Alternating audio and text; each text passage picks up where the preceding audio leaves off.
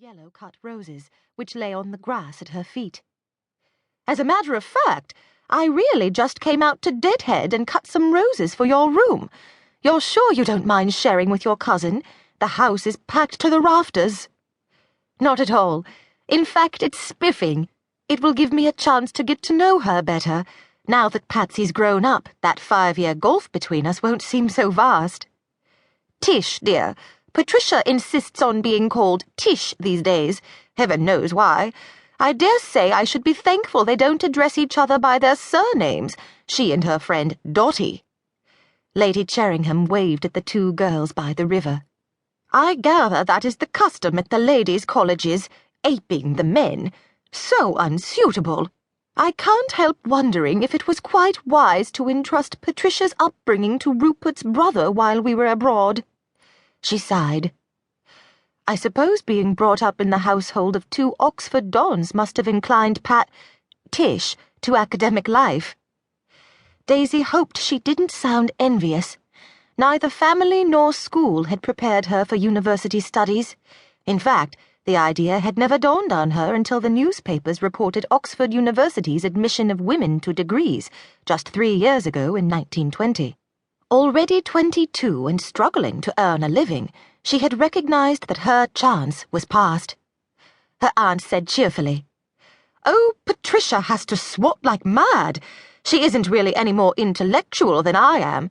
Luckily, since I suspect she has an understanding with Rollo Freeth, a charming young man, but not brainy, though he's an undergrad at Ambrose College."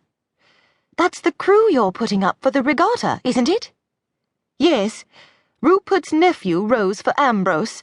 Christened Erasmus, poor boy, but everyone calls him Cherry." "I've met him, I'm sure, more than once, but years ago." "Very likely. He's practically a brother to Patricia. You'll see him at tea and meet the rest." "I think I saw them rowing this way." They both turned and looked at the river. The boat was a couple of 100 yards off, drifting downstream towards them, the rowers in their white shirts and maroon caps resting on their oars. Sounds of altercation reached Daisy's ears, though she could not make out the words. "I must go and change and deal with these flowers," Lady Cheringham said hastily. "Do go on down and say hello to Patricia, since she stayed home especially to welcome you. That's Dotty Carrick with her." Daisy walked down to the landing stage. At the sound of her footsteps on the gravel, Patricia, Tish, and her friend looked round. Tish was a pretty, fair-haired girl, just turned 20. Slim in pale blue piqué, a dark blue sash at the low waist, her figure was admirably suited to the bustless, hipless fashion of the day, Daisy noted enviously. She didn't know her cousin well, so Rupert Cheringham, in the colonial service, had left his only child to be brought up by his brother and sister-in-law, both lecturers at Oxford University. Visits between that academic family and Daisy's aristocratic family had been few and fleeting, though Lady Cheringham was Daisy's mother's sister. To Daisy, Oxford was a railway station, or a place one motored through, between London and her ancestral home in Gloucester, now the property of Cousin Edgar. Daisy's brother, Gervase, might have gone to Oxford had the war not intervened.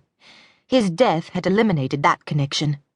The death of her fiancé had left her uninterested in any men who might otherwise have invited her to May balls after the war, when demobbed officers flocked to the universities. Gervase and Michael were 5 years gone. The new man in Daisy's life had taken his degree at the plebeian University of Manchester. "Hello, Daisy," Patricia greeted her. "You haven't brought Mr. Fletcher with you? Alec Fletcher is Daisy's fiancé," she explained to her friend. "He can't get away till Friday night. He's booked at the White Hart." "Just as well. Mother would have to stuff him into the attics.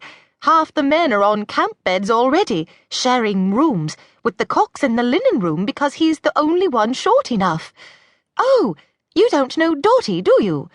Dorothy Carrick, a college friend, and she's engaged to Cherry.